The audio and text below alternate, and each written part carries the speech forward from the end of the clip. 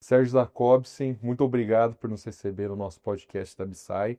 Você está aqui presente no nosso primeiro Absci Summit, que traz benchmarks e cases internacionais de armazenamento de outros países do mundo. Eu gostaria de te perguntar quais são as suas primeiras percepções desse grande evento, que é o primeiro evento de armazenamento que traz esses cases internacionais e traz boas oportunidades para o mercado brasileiro. Leonardo, primeiramente é um privilégio poder estar nesse evento, nesse primeiro evento. E aqui a gente está tendo uma noção do que nós construímos como Absci, né? Quando nós olhamos aqui, há 2 anos atrás, quando nós fundamos a associação, nós vimos esse auditório aqui com 200 pessoas interessadas em entender o que está acontecendo no mundo. É um privilégio e é uma sensação de conquista muito grande, né? Em primeiro lugar, né? Em segundo lugar, sobre o evento, eu achei um evento de altíssima qualidade, um evento bastante técnico, com muito conteúdo. Isso é algo que faltava para o setor de armazenamento aqui no Brasil. Nós vemos muita conversa sobre a produto, sobre a tecnologia, mas nada com um conteúdo tão robusto como esse. Estou falando de experiências do regulador, falando de experiências de operação, principalmente para mostrar para os agentes em que quão madura essa tecnologia está, o quanto ela avançou fora do Brasil. E que sim, ela já é uma tecnologia como qualquer outra que nós temos no portfólio de soluções de energia. Com certeza. Sérgio, e nós temos visto também com os cases internacionais e com as oportunidades demonstradas pelos bate-papos que ocorreram, também do custo da tecnologia e dos benefícios em relação à tarifa, os impactos das tarifas, mas também os benefícios sobre a sustentabilidade, em relação tanto em questões de potência, quanto em questões também de backup de energia.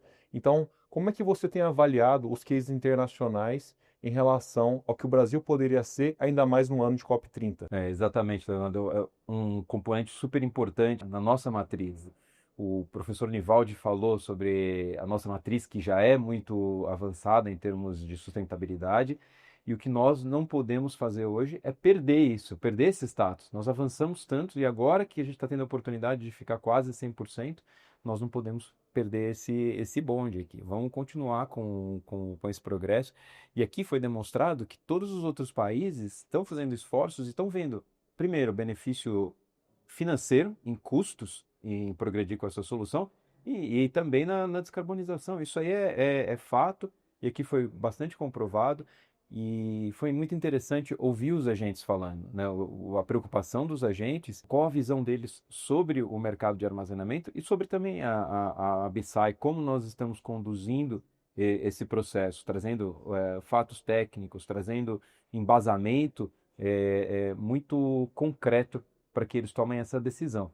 E quando você traz a COP30, né, COP30 vai acontecer num lugar emblemático, né, Belém, e para não ficar falando só de leilão aqui, acho que a gente pode estender isso um pouco para outras aplicações da bateria, como sistema isolado, né? O Pará é um dos estados onde mais existem sistemas isolados lá, que além de serem um custo para esse diesel para gerar energia em um dos encargos lá, que é a CDE e o CCC Conta de Combustíveis, é uma grande oportunidade e até uma conquista, né, do setor que já tem um leilão hoje com uma exigência de renováveis e que permite o uso das baterias. Então, nós tivemos uma conquista, a gente pode avançar mais ainda com essa agenda de bateria nos sistemas isolados, principalmente na hora que a gente olha o número de emissões. Se a gente precificar ainda de uma forma ainda mais efetiva, a gente pode progredir e muito mais com o uso da bateria nessas regiões, além de leilões que a gente discutiu bastante até agora. O Brasil ele é notoriamente um líder em energias renováveis e também quer se colocar como um líder global, ainda mais na COP30, em transição energética. Mas também é um líder no mercado do agro, né? O agro é responsável pelo superávit da nossa balança comercial. Como você tem visto as aplicações de soluções de armazenamento para o agro? Como essas tecnologias podem ajudar o Brasil a se tornar ainda mais líder nesses dois aspectos? Não, é importantíssimo, Leonardo. Nós temos feito hoje bastante aplicações hoje no agro, que nada mais é do que um sistema isolado, né? Hoje, grande expansão da fronteira agrícola do Brasil tem se dado em regiões onde não tem rede elétrica, né? E hoje a expansão do agro, ela se dá muito com a agricultura irrigada, principalmente quando nós falamos de grãos. E a agricultura irrigada, para quem conhece, ela demanda muita energia.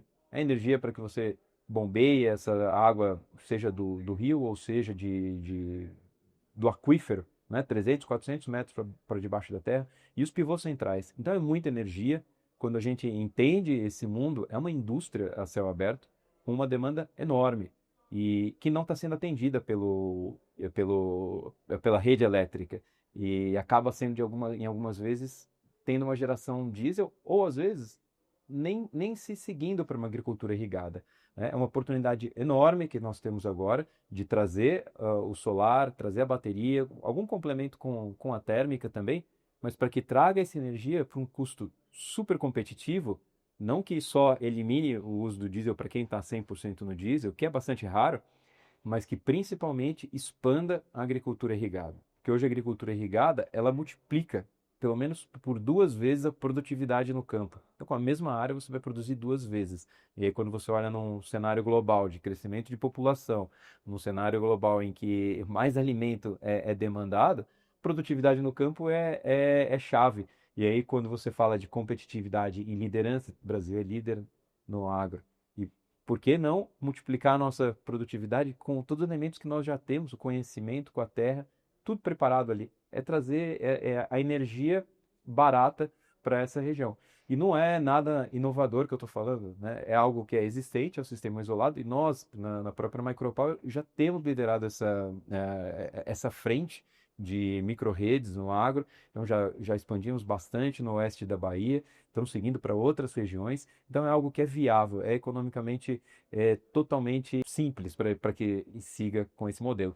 Mas, obviamente, um dos desafios que nós temos hoje é o arcabouço tributário, né? O tributário, ele encarece um pouco essa solução, de forma que nós tivéssemos pelo menos uma equalização, né? Para não falar em subsídio, uma equalização com outras fontes de energia, nós conseguiríamos tornar essa energia ainda mais barata para expandir essa agricultura irrigada e aí assim ainda melhorar a produtividade, melhorar a produção agrícola no país. Faz todo sentido. Então, o Brasil claramente tem uma vocação para energias sustentáveis, tem uma vocação no agro e realmente precisa avançar muito ainda em algumas questões tributárias. Não que isso impeça o setor de avançar, mas como você tem visto que, independente das ações e a sinergia com o governo, quais são os projetos, você como CEO da Micropower, e os projetos que você vê no mercado empresarial que tem surgido e como esse mercado tem florescido, independente de políticas públicas que poderiam maximizar ainda mais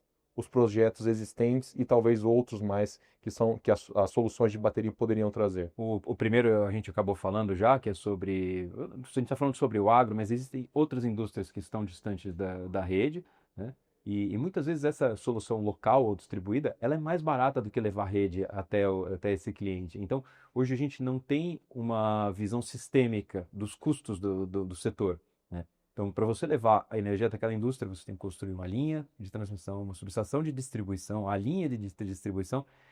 E será que não seria mais barato eu fazer uma solução ali distribuída de solar e baterias, né? Quando a gente olha todo o custo para se levar energia. Então, essa indústria que não está atendida hoje é uma oportunidade.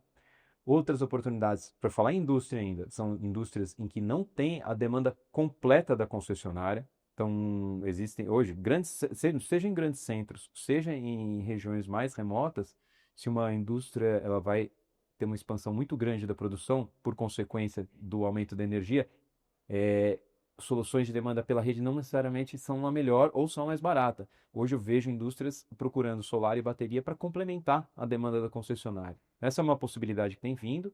A segunda, que é ainda no lado da bateria, traz o medidor ainda com dentro da indústria, é a robustez.